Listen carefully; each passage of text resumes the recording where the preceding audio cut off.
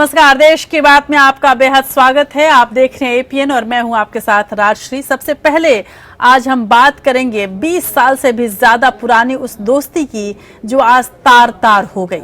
केंद्र और महाराष्ट्र सरकार में सहयोगी दल शिवसेना ने बीजेपी के ही खिलाफ मोर्चा खोल दिया है।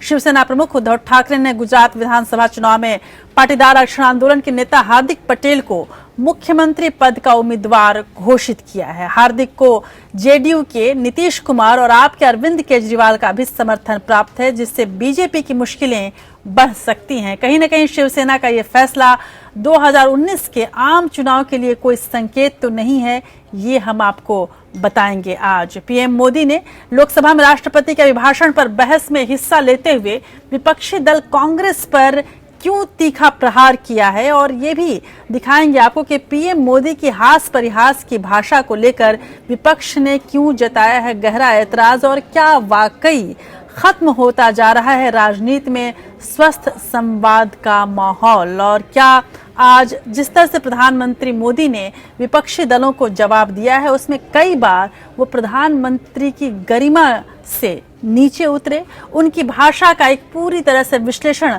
आपके साथ में रखेंगे, और केवल प्रधानमंत्री मोदी का ही नहीं बल्कि भारत की राजनीति में जो परिवर्तित हो रही है भाषा, उसका विश्लेषण आपके सामने रखेंगे। और बात करेंगे अखिलेश राहुल और मायावती की चुनावी रैलियों की भी। तमिलनाडु की सियासत में शशिकला के सत्ता के सर्वोच्च शिखर तक पहुंचने का किसने किया है विरोध, और इसके पीछे क्या कारण है, शशिकला की मुश्किलें क्या क्या हो सकती हैं, ये सब कुछ आपके सामने होगा।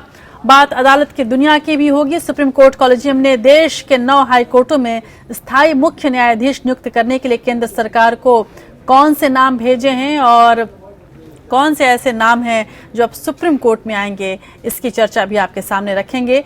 पठानकोट हमले के मुख्य आरोपी और पाकिस्तानी आतंकी मसूद अजहर को ग्लोबल टेररिस्ट घोषित किए जाने को लेकर अमेरिका, ब्रिटेन और फ्रांस ने संयुक्त रूप से यूएन में प्रस्ताव रखा है, जिसका चीन ने क्यों पुरजोर विरोध किया है और इसे किस तरह से भारत के नजरिए से लिया जाना चाहिए, भारत के लिए कितनी बड़ी सफलता है, ये सब कुछ आपको हम बताएंगे। तो चलिए शुरू करते हैं देश की बात के इस नए सफर को।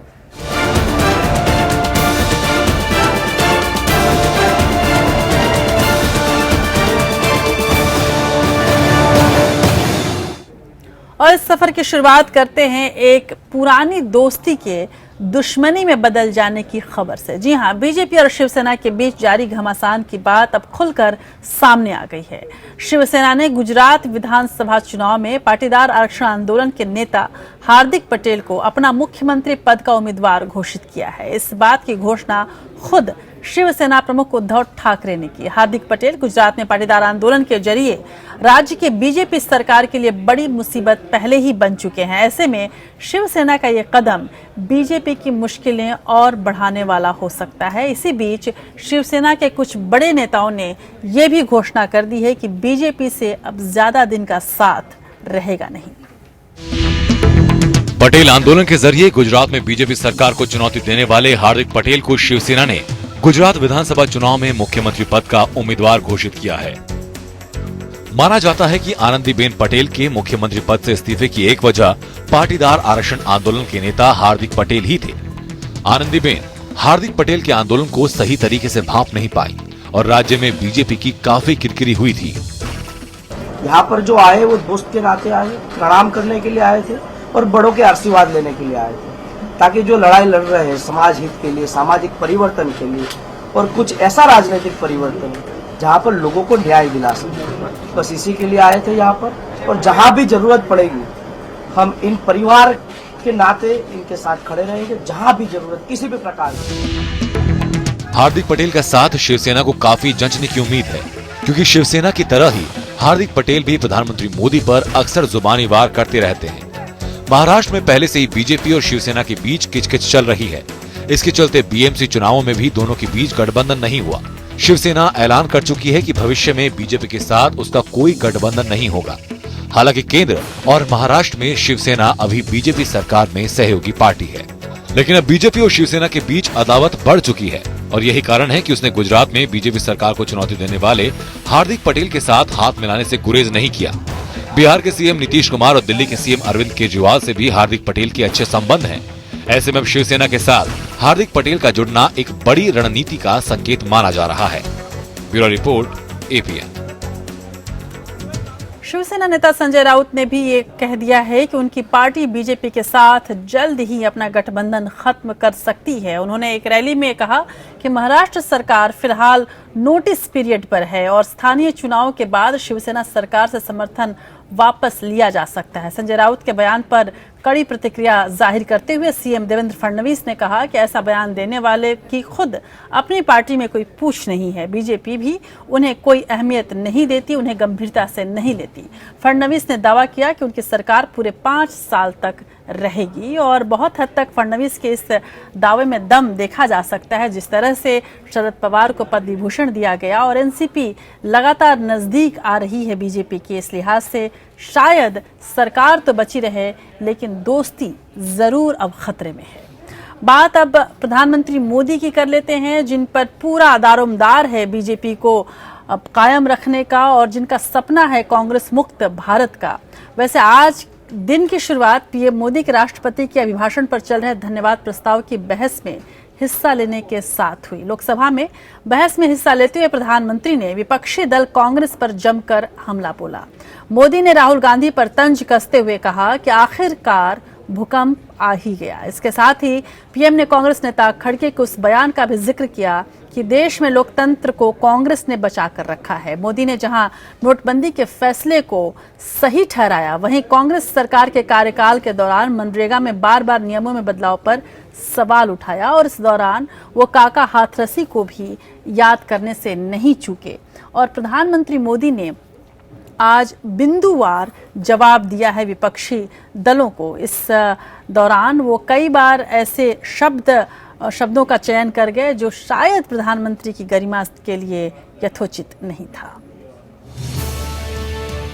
लोकसभा में राष्ट्रपति के अभिभाषण पर चल रहे धन्यवाद प्रस्ताव की बहस का जवाब देते हुए प्रधानमंत्री नरेंद्र मोदी ने जहां एक तरफ विपक्षियों के ऊपर तीखे प्रहार किए तो दूसरी तरफ उन्होंने अपनी सरकार की महत्वपूर्ण उपलब्धियों को भी बारीकी से गिनवाया। इस पूरे जवाब के दौरान पीएम कभी विपक्ष पर बरसते तो कभी हल्के फुल्के अंदाज में कटाक्ष करते नजर आए। शुरुआत उन्होंने कांग्रेस उपाध्यक्ष राहुल गांधी के भूकंप वाले बयान से जोड़कर की, जब दिसंबर में राहुल गांधी ने सहारा बिरला डायरी का जिक्र करते हुए कहा था कि मैं अगर मुंह खोलूंगा तो संसद में भूकंप आ जाएगा। मोदी ने राहुल पर तंज कसते हुए कहा कि आखिरकार भूकंप आ गया। मैं सोच रहा था कि ये भूकंप आया कैसे। धमकी तो बहुत पहले सुनी थी।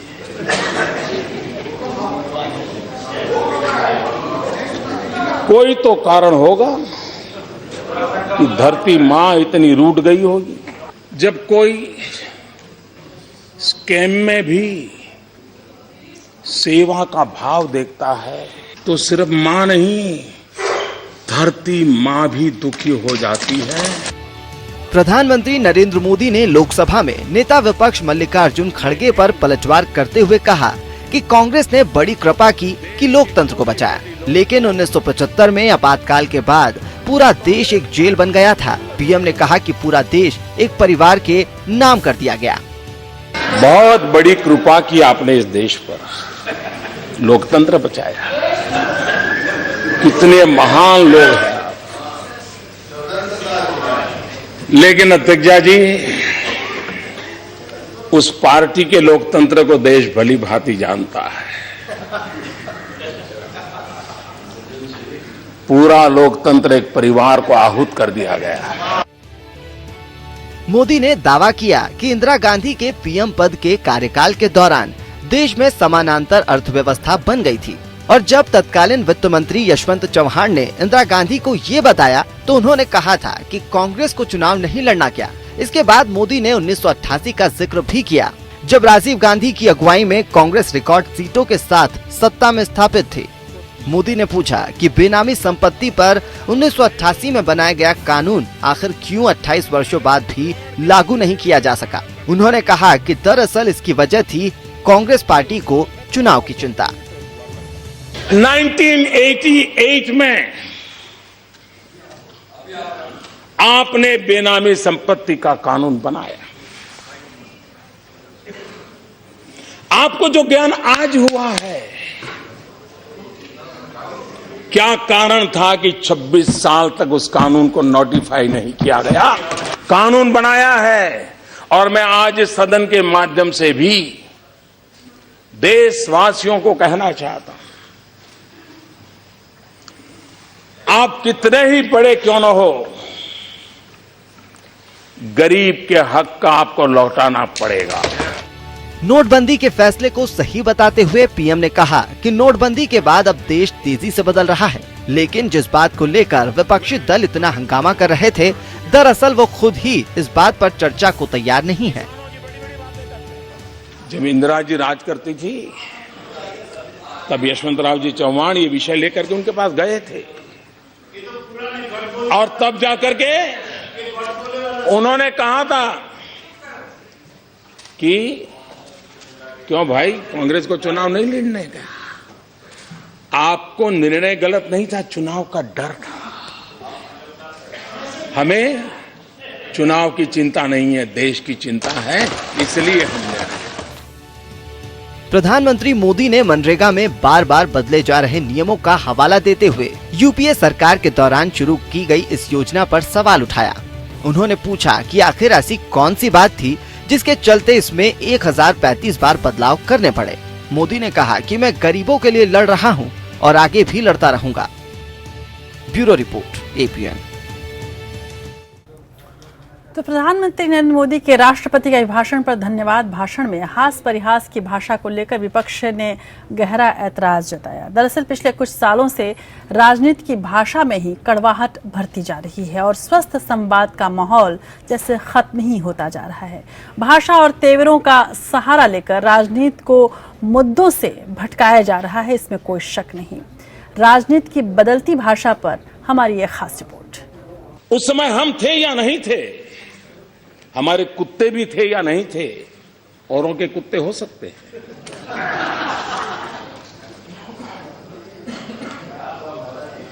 हम कुत्तों वाली परंपरा से पले बड़े नहीं हैं।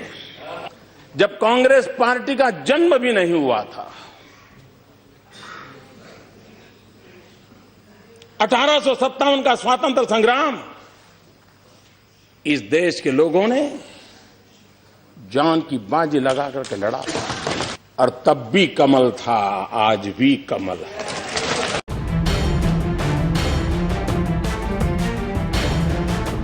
प्रधानमंत्री धन्यवाद देने के बहाने लोकसभा में विपक्ष के नेता मल्लिकार्जुन खड़गे के बयान का जवाब दे रहे थे। खड़गे कांग्रेस का देश को योगदान गिनाने की कोशिश में कुछ ऐसे अल्फाज कहे गए जो पीएम मोदी को बेहद नागवार गुजरे। देश से बड़ा कोई नहीं है, हम मानते हैं, उसके लिए तो सारे लोग हमारे कुर्बान दिए।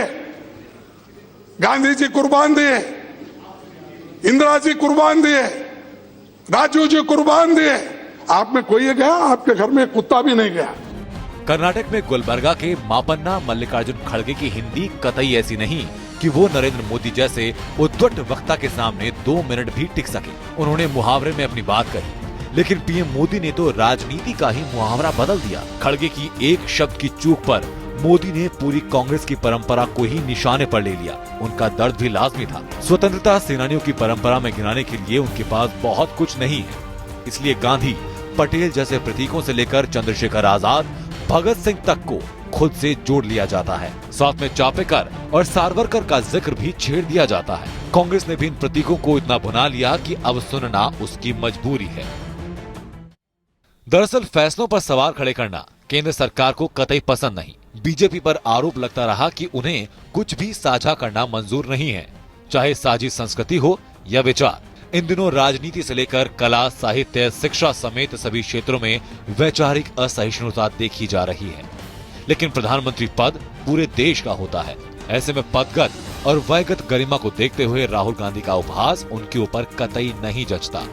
मल्लिकार्जुन जी कह रहे थे कि कांग्रेस की कृपा है कि अब भी लोकतंत्र बचा है और आप प्रधानमंत्री बन पाए। बहुत बड़ी कृपा की आपने इस देश पर, लोकतंत्र बचाया। कितने महान लोग हैं। लेकिन अध्यक्षा जी, उस पार्टी के लोकतंत्र को देश भली भांति जानता है। पूरा लोकतंत्र एक परिवार को आहूत कर दिया गया है।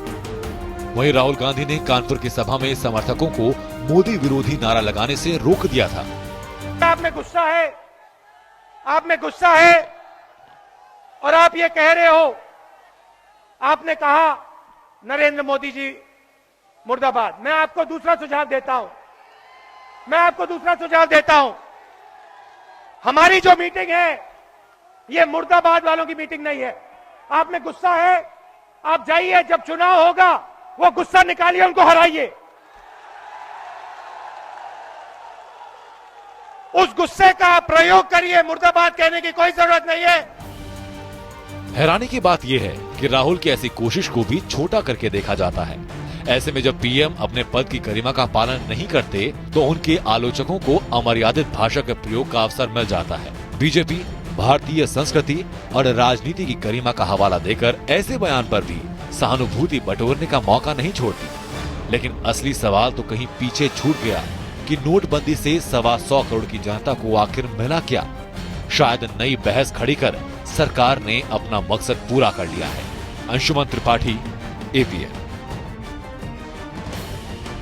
याद आता है हर वो दौर जब अटल जी जैसे नेता भी संसद में हुआ करते थे, और नरसिम्हा राव की संसद भी हमने देखी थी और इंदिरा गांधी की भी संसद हमने देखी थी, जब विरोध के स्वर बहुत तेज हुआ करते थे लेकिन कहीं भी मर्यादा का स्तर नहीं गिरता था। जेपी और इंदिरा गांधी में जितना विरोध था, जेपी आंदोलन से इंदिरा गांधी जितना डरी हुई थी, उन्होंने तमाम चीज़ें की, लेकिन भाषा में न तो कभी जेपी ने अपने स्तर को छोड़ा और न ही इंदिरा ने, और ना ही अटल जी, जबकि तमाम विरोधियों के शस्त्र तीर झेल रहे थे, उसके बाद भी उनकी भाषा कभी भी इस तरह से मर्यादित नहीं हुई। इस घटना को यदि देखें तो इसमें एक चीज़ बड़ी दिलचस्प है कि त्रेता युग से लेकर कलयुग तक कुत्ते का अपना महत्व है, और महाभारत काल से आज तक कुत्ता बहुत राजनीति में चर्चित रहा है। काका हाथरसी का आज जिक्र किया है प्रधानमंत्री मोदी ने। उनकी ही एक कविता है पिल्ला, वो ज़रूर सुनाना चाहूँगी। पिल्ला बैठा कार में, मानुष ढोवें बोझ, भेद न इसका मिल सका, बहुत लगाई खोज, बहुत लगाई खोज, रोज साबुन से नहाता, देवी जी के हाथ दूध से रोटी खाता, कहें काका कवि मांगत हुए वर, चिल्ला चिल्ला पुनर्जन्म में प्रभु बनाना हमको पिल्ला। बहरहाल के जिस तरह की परंपरा और जिस तरह की भाषा की शुरुआत हुई है, यही दुआ है कि ये सब बातें हास्य और व्यंग में उड़ जाएं कहीं, और इस तरह की राजनीति हमको आगे देखने को नहीं मिले जिसमें भाषा भी अपने स्तर खोने लगे। उधर विपक्ष पर आरोप लगाते हुए प्रधानमंत्री नरेंद्र मोदी ने काका हाथरसी की एक कविता का भी उल्लेख किया जो बेहद दिलचस्प था, और उस दोहा को सुनने के बाद जाहिर सी बात है कि विपक्षियों को अपने अंतर मन में तो झांकना ही पड़ा होगा। काका हाथरसी ने कहा था, अंतरपट में खोजिए, अंतरपट में खोजिए, छिपा हुआ है खोट। अंतरपट में खोजिए, छिपा हुआ है खोट। और काका हाथरसी ने आगे कहा है, मिल जाएगी आपको बिल्कुल सत्य रिपोर्ट। बिल्कुल यही कहा था काका हाथरसी ने। काका हाथरसी के दोहावली के ये जो दोहा था ये उनके दोहावली से लिया हुआ था, लेकिन काका हाथरसी कभी एक तरफ नहीं चलते थे बल्कि दोहरा मार करने के लिए जाने जाते थे। यदि प्रधानमंत्री मोदी के इस दोहे से महज 4 दोहे और आगे आप बढ़ेंगे तो काका हाथरसी ने ये भी लिखा था कि अगर चुनावी वायदे पूर्ण करे सरकार, इंतजार के मजे सब हो जाएं बेकार। अच्छे दिन के वादे पे शायद कांग्रेस यही कहती आज मोदी को। बहरहाल राष्ट्रपति के अभिभाषण पर चर्चा के दौरान प्रधानमंत्री नरेंद्र मोदी ने कांग्रेस उपाध्यक्ष राहुल गांधी पर भी जमकर तंज कसा, और आजकल हमेशा प्रधानमंत्री मोदी राहुल गांधी को व्यक्तिगत निशाने पर रखते हैं। पीएम मोदी ने कहा कि आखिरकार भूकंप आ ही गया। धमकी तो पहले बहुत सुनी थी, लेकिन भूकंप अब आया। दरअसल कुछ वक्त पहले कांग्रेस उपाध्यक्ष राहुल गांधी ने एक बयान दिया था। उन्होंने कहा था कि उन्हें संसद में बोलने से रोका जा रहा है क्योंकि उनके पास पीएम मोदी के व्यक्तिगत भ्रष्टाचार को लेकर ऐसा कुछ है जिसे सुनकर भूकंप आ जाएगा। आज पीएम मोदी ने उसी बात का जवाब दिया। गौरतलब है कि कल देर रात दिल्ली और उत्तराखंड के कई क्षेत्रों में, हरियाणा और पंजाब में भी भूकंप के झटके महसूस किए गए थे। पहले काले धन की बात की, वहां से काउंटरफिट की ओर बहुत दौड़े, काउंटरफिट के बाद कैशलेस में गए। आइए अंदर आइए, बात करिए हमारे साथ, हम करेंगे बात, आप करेंगे बात, देश को पूरा पता चल जाएगा। If they allow me to speak in parliament, you will see what an earthquake is going to be. आखिर भूकंप आ ही गया।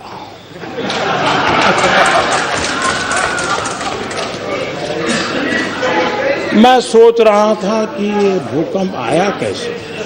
धमकी तो बहुत पहले सुनी थी।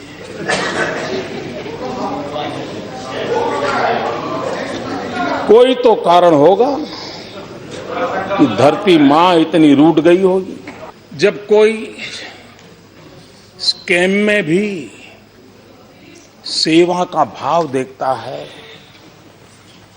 स्कैम में भी नम्रता का भाव देखता है, तो सिर्फ मां नहीं, धरती मां भी दुखी हो जाती है और तब जाकर के भूकंप आता है।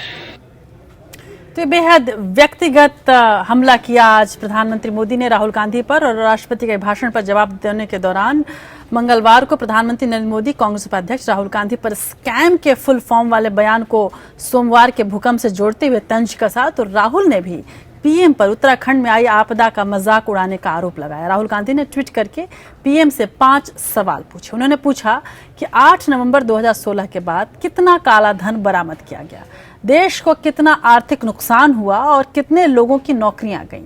राहुल ने पीएम मोदी से पूछा कि नोटबंदी की वजह से कितने लोगों की मौत हुई और क्या उन्हें मुआवजा दिया गया। नोटबंदी को लेकर पीएम ने विशेषज्ञों, अर्थशास्त्रियों और आरबीआई से सलाह क्यों नहीं ली।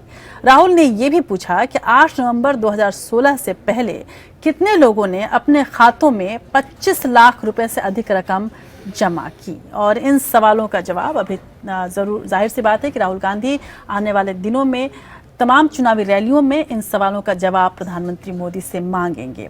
उधर संसद में प्रधानमंत्री नरेंद्र मोदी ने आज केवल राहुल गांधी पर ही निशाना नहीं साधा, बल्कि पहली बार आम आदमी पार्टी के सांसद भगवंत मान को भी लपेटे में ले लिया। आमतौर पर प्रधानमंत्री मोदी ने अपने तमाम चुनावी रैलियों में, चाहे संसद के अंदर या बाहर, हमेशा आप पर सीधे तौर पर कोई प्रतिक्रिया देने से या टिप्पणी करने से बचते हैं, लेकिन आज उन्होंने चारवाक के कथन का जिक्र करते हुए एक श्लोक सुनाया। इस श्लोक के बाद प्रधानमंत्री ने भगवंत मान पर चुटकी लेते हुए कहा कि उस जमाने में उधार लेकर घी पीने का दौर था। जी हाँ, ऋणम लित्वा घृतम पिबेत, इसलिए भी कहा गया, इसीलिए घी कहा गया। भगवंत मान रहते तो शायद कुछ और पीने के लिए कहते, इसका मतलब कुछ और वो लगाते। भगवंत मान पीएम की इस बात पर भड़क गए, उन्होंने ऐतराज जताया, लेकिन लोकसभा अध्यक्ष सुमित्रा महाजन ने उन्हें पीएम के भाषण का हवाला देते हुए शांत रहने को कहा। लेकिन चारवाक कहते थे, यावत जीवेत सुखम जीवेत, ऋणम कृत्वा घृतम पिबेत, भस्मीभूतस्य देहस्य पुनरागमनम कुतः। जब तक जियो मौज करो, जियो, जब तक जियो मौज करो। चिंता किस बात की, कर्ज करो और घी पियो। उस जमाने में संस्कार के लिए घी कहा भाई, भगवत मान, नहीं तो और कुछ पीने का कहते हैं। वहां संस्कार थे तो उन्होंने घी पीने की बात कही थी। शायद आज का जमाना होता तो कुछ और पीने की चर्चा करनी पड़ती। तो इस तरह का माहौल आज दिन भर संसद में रहा और एक दूसरे के ऊपर आरोप प्रत्यारोप का भी दौर जारी रहा, लेकिन आज का दिन प्रधानमंत्री मोदी के नाम रहा। लेकिन जब प्रधानमंत्री नरेंद्र मोदी संसद में गरज रहे थे और अपने तमाम उदाहरणों से, अपने तमाम वाकपटुता से विपक्ष को घेरने की कोशिश कर रहे थे, उसी वक्त उत्तर प्रदेश के मेरठ शहर में राहुल गांधी और अखिलेश यादव संयुक्त रूप से एक चुनावी जनसभा को संबोधित कर रहे थे। इस दौरान दोनों ने विरोधी दलों पर निशाना साधा और अखिलेश और राहुल के निशाने पर एक बार फिर से प्रधानमंत्री मोदी रहे। दोनों ने हमला बोलते हुए कहा कि यूपी चुनाव में बीजेपी का पत्ता साफ हो जाएगा। बंधन तो प्यार का बंधन है, जन्मों का संगम है।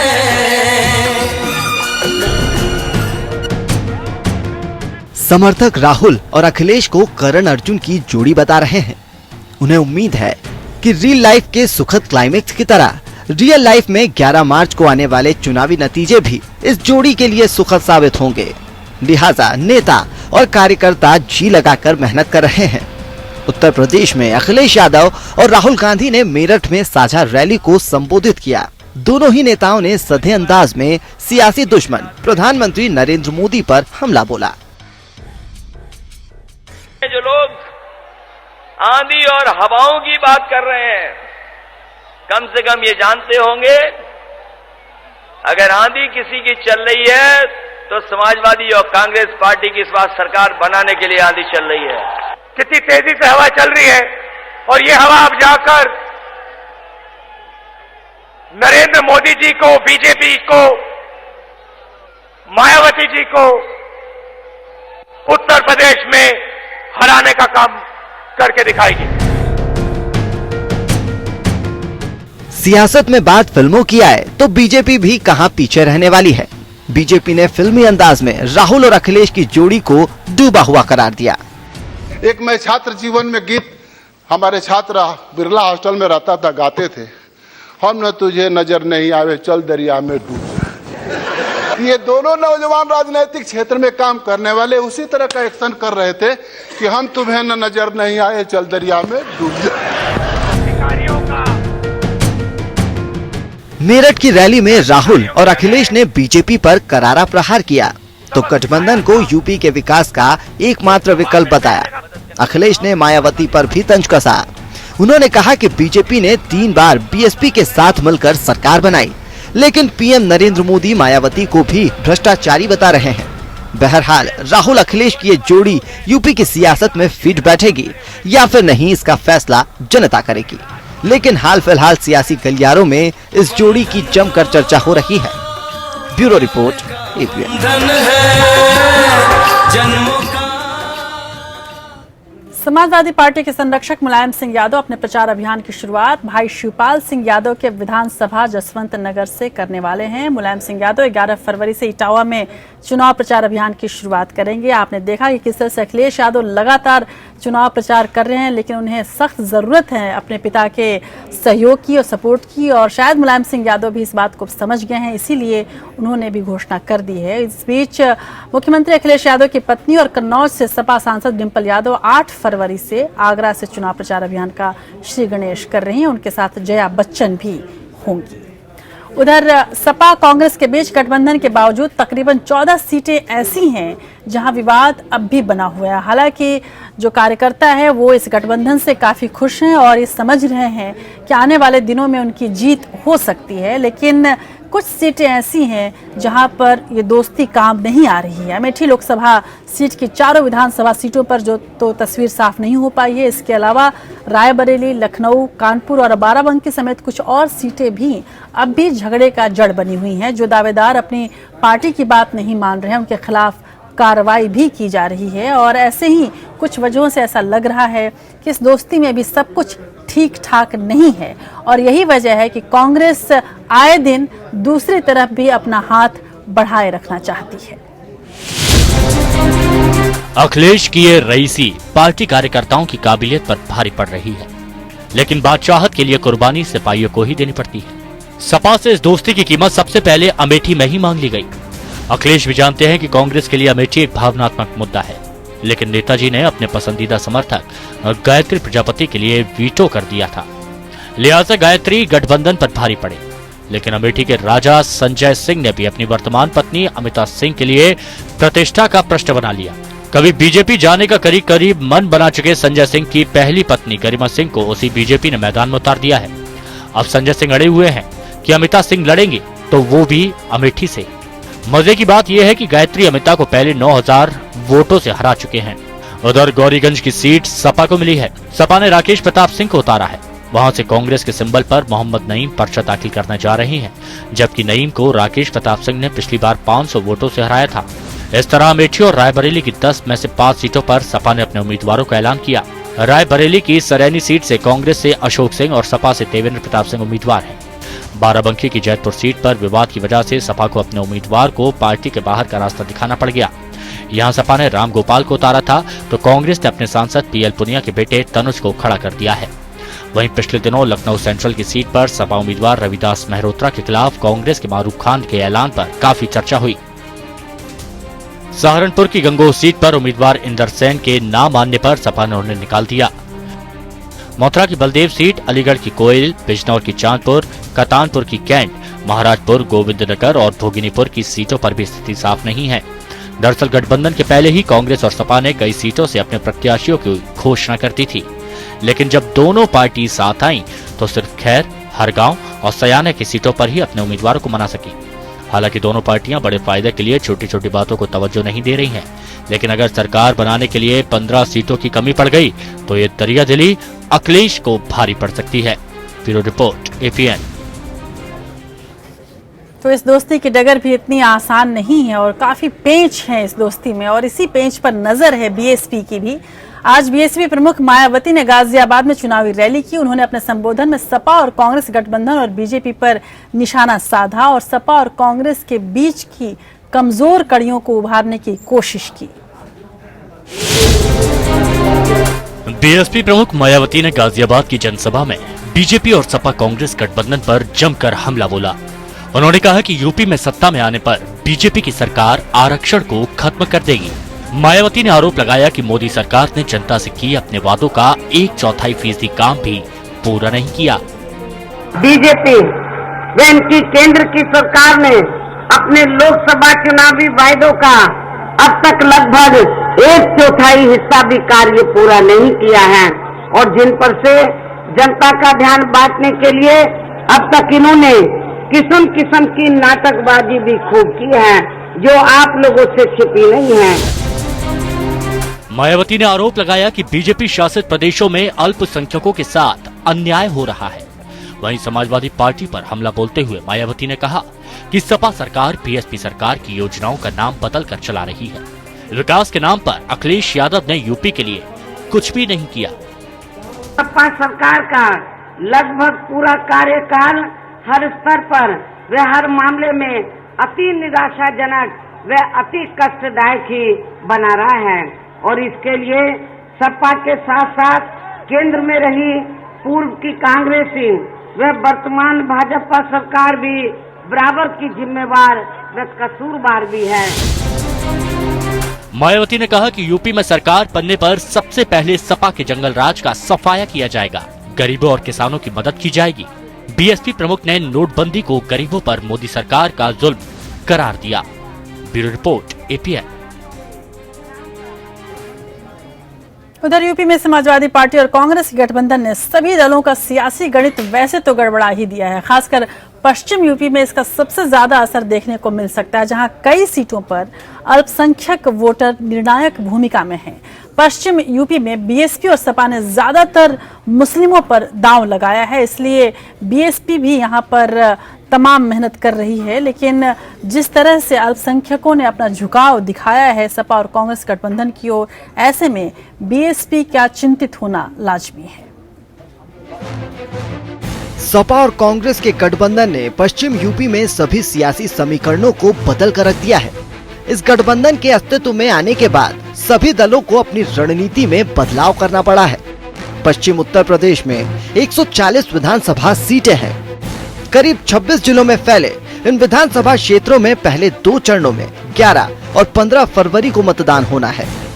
अब तक यहाँ बीएसपी खुद को बीजेपी के खिलाफ सबसे मजबूत ताकत के रूप में पेश कर रही थी। लेकिन सपा और कांग्रेस के गठबंधन के रूप में मुस्लिमों के सामने एक और विकल्प आ गया है। मुस्लिम बाहुल सीटें जीतने के लिए बीएसपी ने पहले 2 चरणों में जिन पर मतदान होना है, उनमें से करीब 50 पर मुस्लिम उम्मीदवार उतारे हैं। उसे भरोसा है कि दलित वोटों के साथ मुस्लिम मतदाता भी उसी के पक्ष में मतदान करेंगे। बीएसपी ने मुस्लिम धर्म गुरुओं के दरवाजे पर दस्तक देना शुरू कर दी है और उनसे समर्थन मांगा है। हालांकि सपा और कांग्रेस के गठबंधन के बाद ये कयास बदल भी सकते हैं। बीएसपी की ही तरह सपा ने भी पश्चिमी उत्तर प्रदेश की 140 में से 42 सीटों पर मुस्लिम उम्मीदवार उतारे हैं।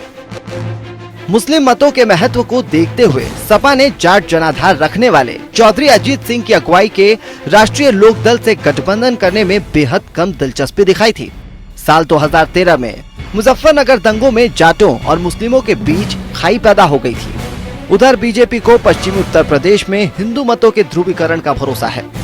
शायद इसीलिए उसने यहाँ हिंदुत्ववादी नेताओं मसलन योगी आदित्यनाथ, संगीत सोम और सुरेश राणा को प्रचार के लिए उतारा है। बीजेपी की सबसे बड़ी फिक्र इस बात को लेकर है कि कहीं उन सीटों पर हिंदू मतों का बंटवारा न हो जाए, लिहाजा पार्टी ने कोई मुस्लिम उम्मीदवार खड़ा नहीं किया है। Bureau report, APN. उधर यूपी के पड़ोसी राज्य उत्तराखंड में 15 फरवरी को चुनाव होना है। इसके मद्देनजर सियासी दलों ने इस पहाड़ी राज्य में अपना पूरा जोर लगा रखा है। बीजेपी को उम्मीद है कि इस बार सत्ता उसके हाथ आ जाएगी, लिहाजा बीजेपी ने स्टार प्रचारकों की पूरी फौज उत्तराखंड में उतार दी है। बीजेपी अध्यक्ष अमित शाह खुद उत्तराखंड में एक के बाद एक कई रैलियां कर रहे हैं।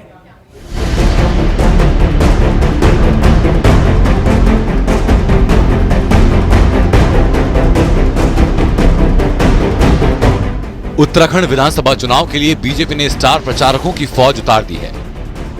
प्रचार की अगुवाई खुद बीजेपी अध्यक्ष अमित शाह कर रहे हैं, जबकि केंद्रीय मंत्री नितिन गडकरी, जेपी नड्डा, पीयूष गोयल समेत कई नेता राज्य में 10 जगहों पर रैलियों को संबोधित करेंगे। टिहरी के घनसाली में कमान संभालते हुए अमित शाह ने कथित स्टिंग को लेकर मुख्यमंत्री रावत पर हमला बोला।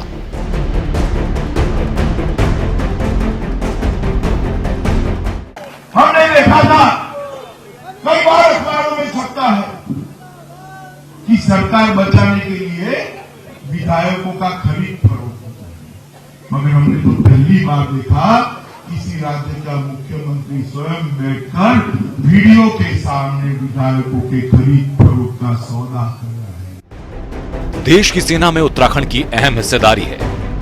यहाँ के जवान देश की रक्षा के लिए शहीद होते रहे हैं। ऐसे में अमित शाह ने सैनिकों के लिए निभाए गए मोदी सरकार के वायदों का भी जिक्र किया। देहरादून में ऊर्जा मंत्री पीयूष गोयल ने कमान संभाली। उन्होंने हरीश रावत सरकार पर वादों से मुकरने का आरोप लगाया। प्रधानमंत्री होते ही 1 साल के भीतर 1 रैंक 1 पेंशन का निर्णय कर 6600 करोड़ रुपया जवानों के बैंक अकाउंट में सीधा भेजने का काम ये भारतीय जनता पार्टी की सरकार है। जनता ने इनके फरेब को भली भांति समझ लिया था। मैं समझता हूं समय आ गया है कि उत्तराखंड एक नई पार्टी, एक नया मौका दे भारतीय जनता पार्टी को। एक भ्रष्टाचार के बगैर ईमानदार सरकार पूरे एक बार उत्तराखंड में स्थापित हो। उत्तराखंड विधानसभा चुनाव के लिए 15 फरवरी को मतदान होना है। ऐसे में सभी दलों ने इस पहाड़ी राज्य में अपनी पूरी ताकत झोंक दी है। यहां मुख्य मुकाबला सत्ताधारी कांग्रेस और बीजेपी के बीच है। Bureau report, APN. तो जहां जहां चुनाव है वहां वहां पक्ष और विपक्ष दोनों ही एक दूसरे पर जबरदस्त प्रहार कर रहे हैं, एक दूसरे से लड़ रहे हैं। लेकिन कुछ ऐसे भी राज्य हैं जहां चुनाव तो नहीं है, लेकिन लड़ाई सत्ता की कुछ वैसी ही है जैसे तमाम अन्य राज्यों में है जहां पर चुनाव है।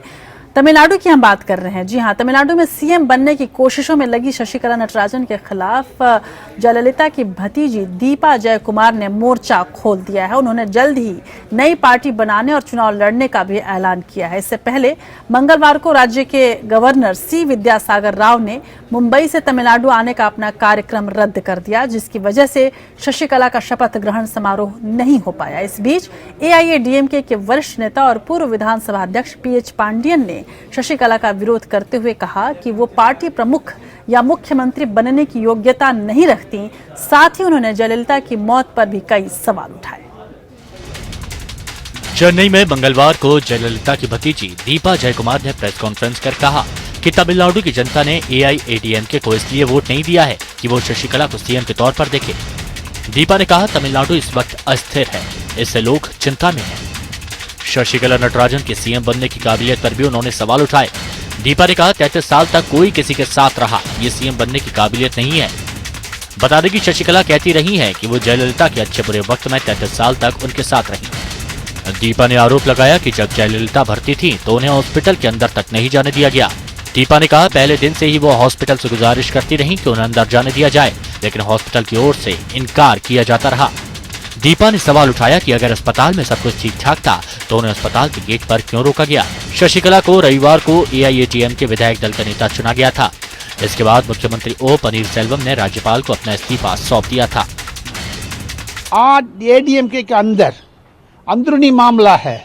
शशिकला का डिस्ट्रिक्ट सेक्रेटरी सपोर्ट करते हैं, MLA सपोर्ट करते हैं, MP सपोर्ट करते हैं, लेकिन कार्यकर्ता एक भी शशिकला के साथ नहीं है। वो दुविधा में ADMK को नीचे काली है, ऊपर तो बड़ा रखा है। इस बीच AIADMK के वरिष्ठ नेता और पूर्व विधानसभा अध्यक्ष PH पांडियन ने शशिकला की पदोन्नति का कड़ा विरोध करते हुए कहा है कि वो पार्टी प्रमुख या मुख्यमंत्री बनने की योग्यता नहीं रखती। शशिकला को अन्नाद्रमुक विधायक दल का नेता बनाए जाने और उनके मुख्यमंत्री बनने का रास्ता साफ किए जाने के 2 दिन बाद पांडियन ने कहा कि शशिकला न तो पार्टी सुप्रीमो बनने की योग्यता रखती हैं और न ही मुख्यमंत्री बनने की। पांडियन ने कहा कि जयललिता के निधन के 20 दिन के भीतर पार्टी के नेताओं से कहलवाया गया है कि वो शशिकला को पार्टी प्रमुख बनाना चाहते हैं। शशिकला के अन्नाद्रमुक प्रमुख बनने पर कड़ा विरोध जताते हुए पांडियन ने कहा कि ये पार्टी के नियमों के खिलाफ है। उन्होंने कहा कि महासचिव का चुनाव सिर्फ कार्यकर्ता ही कर सकते हैं। जयललिता की संपत्तियों का हवाला देते हुए पांडियन ने कहा कि साल 1996 में जयललिता ने सार्वजनिक घोषणा की थी कि उनकी सभी संपत्ति जनता को दी जानी चाहिए।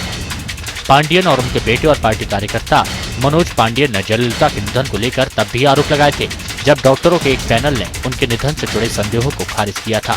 Bureau report APN। और इस बीच केंद्र सरकार तमिलनाडु की स्थिति पर काफी गहरी नजर और पैनी नजर बनाए हुए ये भी कहा जा रहा है कि बीजेपी भी नहीं चाहती कि तमिलनाडु में जल्द कोई सरकार बने, और ये भी बड़ी वजह रही कि राज्यपाल मुंबई से तमिलनाडु नहीं गए और शशिकला को आज अपना शपथ ग्रहण समारोह टालना पड़ा। अब नेशनल टॉप 5 पर नजर डाल लेते हैं।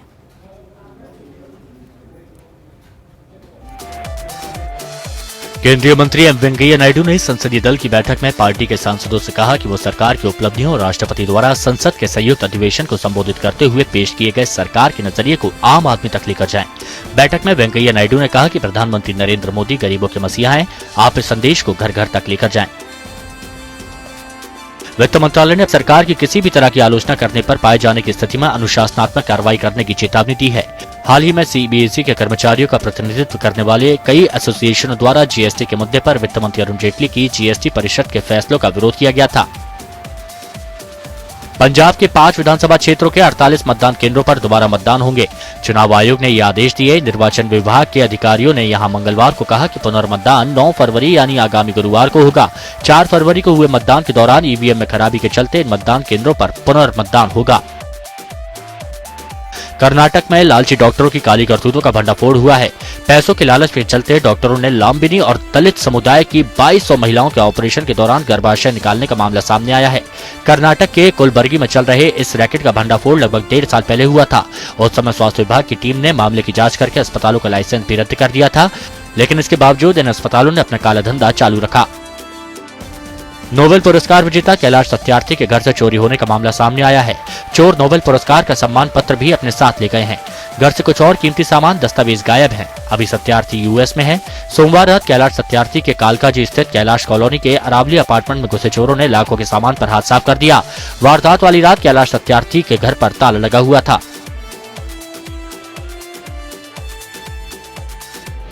और अब बात करते हैं अदालत की तमाम बड़ी खबरों की। अगर सरकार ने सुप्रीम कोर्ट के कॉलेजियम की सिफारिशों को मान लिया तो जल्द ही देश के 9 हाई कोर्ट में कार्यवाहक की जगह स्थायी मुख्य न्यायाधीश होंगे।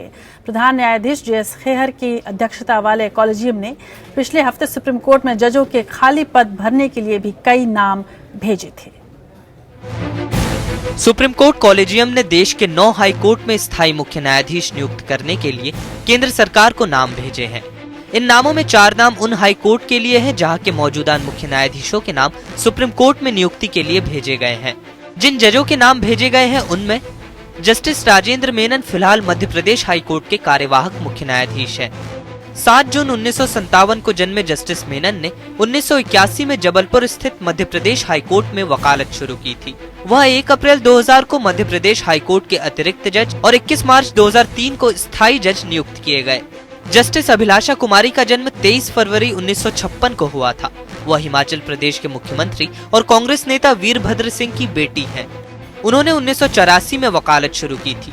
वह दिसंबर 2005 में हिमाचल प्रदेश हाई कोर्ट में अतिरिक्त जज नियुक्त हुई और जनवरी 2006 में उन्हें गुजरात हाई कोर्ट में अतिरिक्त जज के तौर पर नियुक्त किया गया। सितंबर 2006 में अभिलाषा कुमारी गुजरात हाई कोर्ट में स्थायी जज बनाई गई।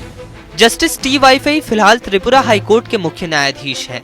1 मार्च 1956 को जन्मे जस्टिस वाईफाई ने दिल्ली यूनिवर्सिटी से कानून की डिग्री हासिल की और अगस्त 1980 में मणिपुर में निचली अदालतों में वकालत शुरू की। जुलाई 2003 में वह गुवाहाटी हाई कोर्ट में अतिरिक्त जज बने और फरवरी 2005 में स्थायी जज बनाए गए। वह मई 2015 में त्रिपुरा हाई कोर्ट के न्यायाधीश बने और मई 2016 से कार्यवाहक मुख्य न्यायाधीश हैं। Justice BD Ahmed Delhi high court में जज हैं। 1956 को जन्मे जस्टिस अहमद दिल्ली यूनिवर्सिटी के सेंट स्टीफेंस कॉलेज में इकोनॉमिक्स के लेक्चरर रह चुके हैं। उन्होंने 1980 से वकालत शुरू की। वह 2002 से दिल्ली हाई कोर्ट में जज हैं और गालिब इंस्टीट्यूट के सचिव हैं। जस्टिस प्रदीप नंदराजोग 2002 से दिल्ली हाई कोर्ट में जस्टिस हैं। 24 फरवरी 1958 को जन्मे जस्टिस नंदराजोग ने 1981 से दिल्ली में वकालत शुरू की। वह दीवानी मामलों के वकील रहे। वह 2 साल के लिए दिल्ली राज्य चुनाव आयोग के वकील भी रहे। दिसंबर 2002 में उन्हें अतिरिक्त न्यायाधीश नियुक्त किया गया और अप्रैल 2004 में वह दिल्ली हाई कोर्ट में स्थायी न्यायाधीश बनाए गए। कर्नाटक हाई कोर्ट के न्यायाधीश एच.जी. रमेश का जन्म 16 जनवरी 1957 को हुआ था। कर्नाटक हाई कोर्ट में वकालत करने के बाद वह मई 2003 में हाई कोर्ट में अतिरिक्त न्यायाधीश बने और सितंबर 2004 में स्थायी न्यायाधीश बनाए गए। केरल हाई कोर्ट के जस्टिस टी.बी. राधाकृष्णन ने कानून की शिक्षा हासिल करने के बाद 1983 में तिरुवनंतपुरम में वकालत शुरू की।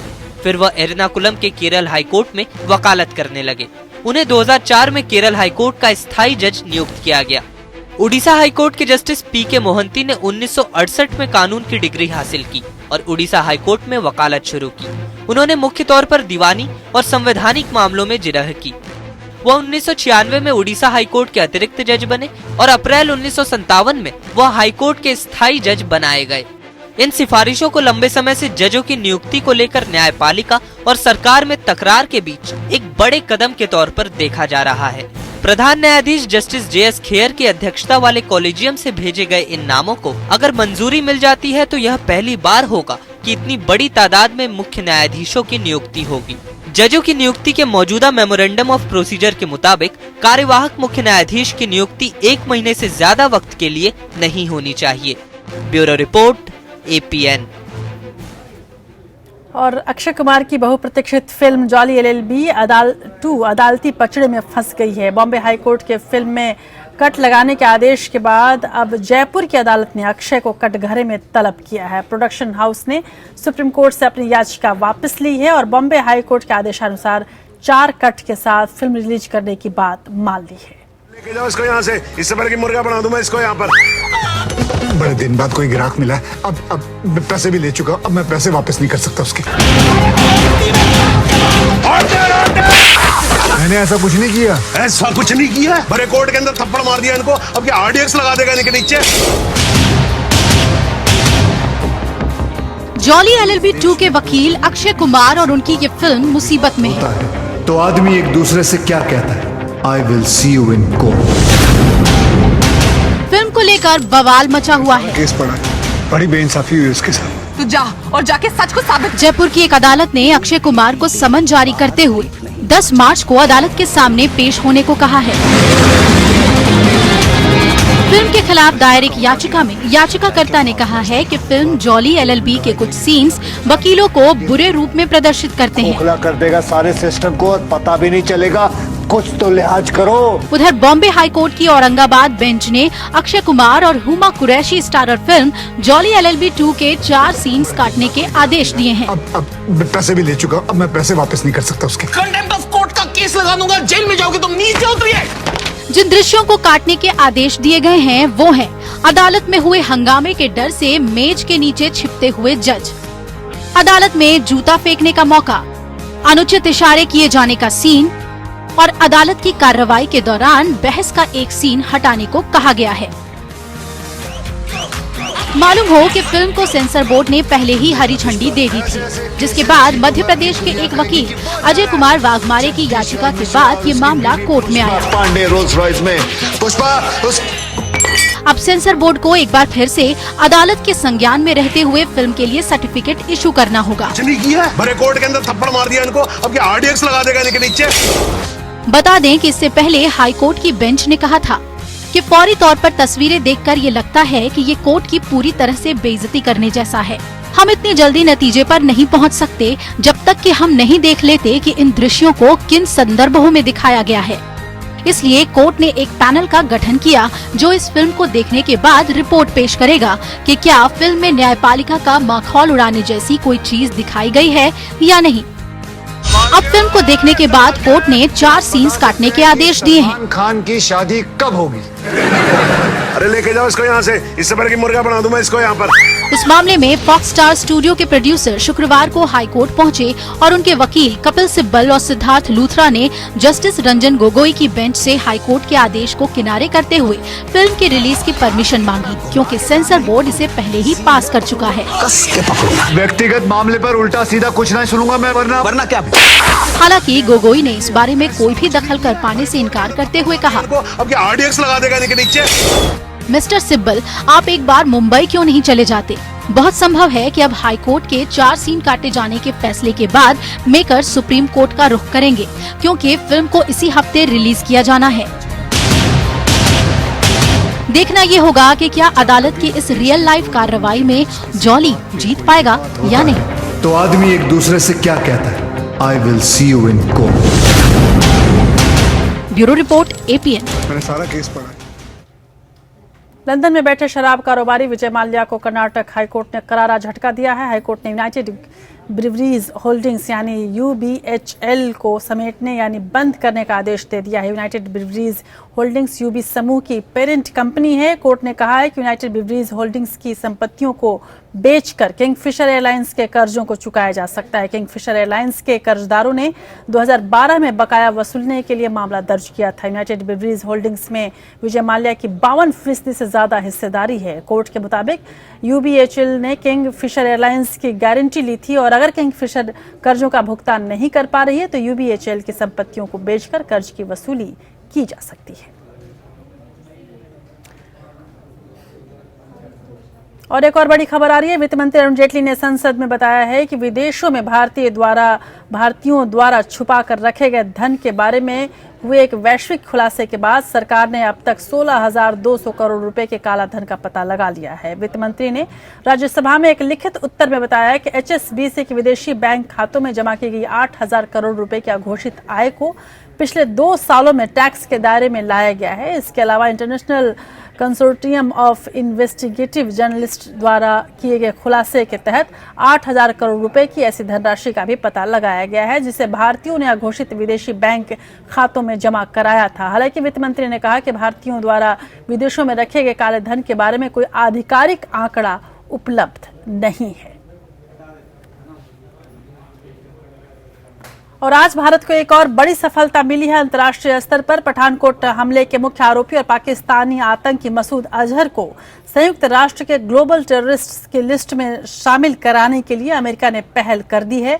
अमेरिका, ब्रिटेन और फ्रांस ने संयुक्त रूप से यह प्रस्ताव मंगलवार को UN में रखा, जिसका चीन ने पुरजोर विरोध किया। विदेश मंत्रालय का कहना है कि वो चीन की सरकार से इस मुद्दे पर बात करेगा। आतंकी मसूद अजहर और पाकिस्तान के समर्थन में चीन एक बार फिर सामने आ गया है। पिछले साल 30 दिसंबर को चीन ने अजहर को आतंकवादी घोषित कराने के भारत के प्रस्ताव पर भी अड़ंगा लगा दिया था, जिसके बाद नई दिल्ली ने तीखी प्रतिक्रिया जाहिर करते हुए इसे दुर्भाग्यपूर्ण झटका करार दिया था और कहा था कि एक ऐसा कदम है जो आतंकवाद के खिलाफ लड़ाई में दोहरे रवैये को दिखाता है। भारत का प्रस्ताव फरवरी 2016 में संयुक्त राष्ट्र सुरक्षा परिषद की 1267 प्रतिबंध समिति को सौंपा गया। इसके पहले साल 2009 में भी चीन ने ऐसा ही किया था। तब चीन के साथ ब्रिटेन ने भी तकनीकी आधार पर भारत के प्रस्ताव को हमेशा के लिए खारिज कर दिया था। उसके बाद भारत को मसूद अजहर के खिलाफ प्रस्ताव लाने में 6 साल लग गए। पिछले 1 साल से भारत ने चीन के राष्ट्रपति और विदेश मंत्री से लेकर उसके राष्ट्रीय सुरक्षा सलाहकार तक के स्तर पर अजहर पर प्रतिबंध लगाने की जरूरत को समझाने की कोशिश की है। पीएम नरेंद्र मोदी और राष्ट्रपति शी जिनपिंग की द्विपक्षीय वार्ता में 3 बार इस बारे में वार्ता हो चुकी है, लेकिन चीन के रुख में कोई बदलाव नहीं आया। भारत का कहना है कि चीन के इस रुख से आतंकवाद के खिलाफ अंतर्राष्ट्रीय लड़ाई कमजोर होगी। साल 2009 के बाद से अभी तक जैश और उसके मुखिया मौलाना मसूद अजहर की ताकत काफी बढ़ चुकी है। सूत्र बताते हैं कि साल 2009 तक मसूद को पाकिस्तान ने छिपा कर रखा, लेकिन जब ये तय हो गया कि अब उस पर लंबे समय तक अंतर्राष्ट्रीय प्रतिबंध नहीं लगेगा तो उसने बाहर आना शुरू किया। यही नहीं, उसके बाद जैश की गतिविधियां भी जोर पकड़ने लगी। बाद में पाक सेना समर्थित आतंकी संगठन लश्कर के खिलाफ अंतर्राष्ट्रीय प्रतिबंध लग गया तो उसकी जगह अब जैश को खड़ा किया जा चुका है। वैसे भारत के पठानकोट और उरी सैन्य स्थानों पर हमले के लिए जिम्मेदार माना जाता है। इस बीच एक अमेरिकी थिंक टैंक ने राष्ट्रपति डोनाल्ड ट्रंप से कहा है कि उन्हें पाकिस्तान को आतंकवादी राष्ट्र घोषित करने का विकल्प खुला रखना चाहिए। व्हाइट हाउस को सौंपी गई रिपोर्ट में चेतावनी दी गई है कि अगर पाकिस्तान की ओर से भारत पर कोई आतंकवादी हमला होता है तो ये लड़ाई में तब्दील हो सकता है। इतना ही नहीं, ये लड़ाई परमाणु युद्ध की शक्ल भी ले सकती है, क्योंकि दोनों देशों के पास परमाणु हथियार है। A new US approach to Pakistan enforcing conditions without cutting ties शीर्षक वाली इस रिपोर्ट में ये भी कहा गया है कि अमेरिका ने दशकों से पाकिस्तानी सेना को मजबूत बनाने में सहयोग किया है, लेकिन पाकिस्तान में मौजूद एक तबका इसका इस्तेमाल कश्मीर पर कब्जे के लिए करना चाहता है। इस रिपोर्ट को दक्षिण और मध्य एशिया के निदेशक हुसैन हक्कानी के सहयोग से तैयार किया गया है। Bureau report APN. और देश की बात के आखिरी पड़ाव में हम आ चुके हैं, तो चलिए बात करते हैं आज के दिन के इतिहास की।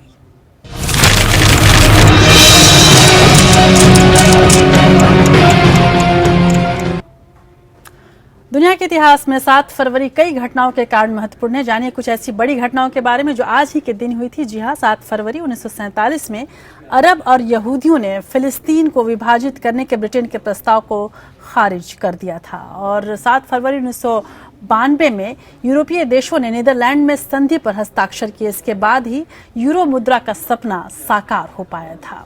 7 फरवरी 1965 में अमेरिका ने उत्तरी वियतनाम में लगातार हवाई हमले शुरू किए थे। और 7 फरवरी 1992 में स्वदेश निर्मित पहली पनडुब्बी INS शाल्की नौसेना में शामिल हुई थी।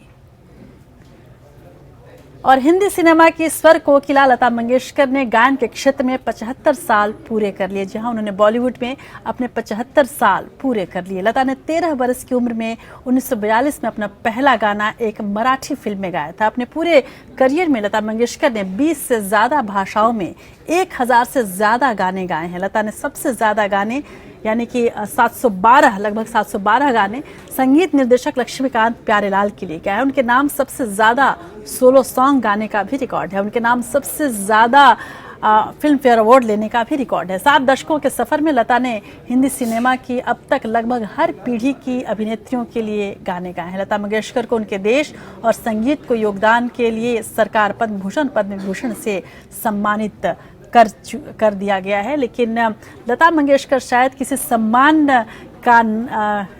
के लिए अब कहा नहीं जा सकता कि लता मंगेशकर को सम्मान की जरूरत है या सम्मान उनके नाम से सम्मानित होता है। इसमें कोई शक नहीं कि लता का नाम है सुर संगीत। तो लता मंगेशकर कुछ खूबसूरत गीतों के साथ छोड़ जाते हैं आपको। मुझे दीजिए इजाजत, देखते रहिए APN। नमस्कार।